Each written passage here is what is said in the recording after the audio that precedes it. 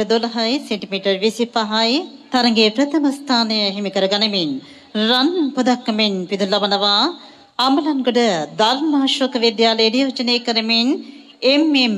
මනෝහාරි.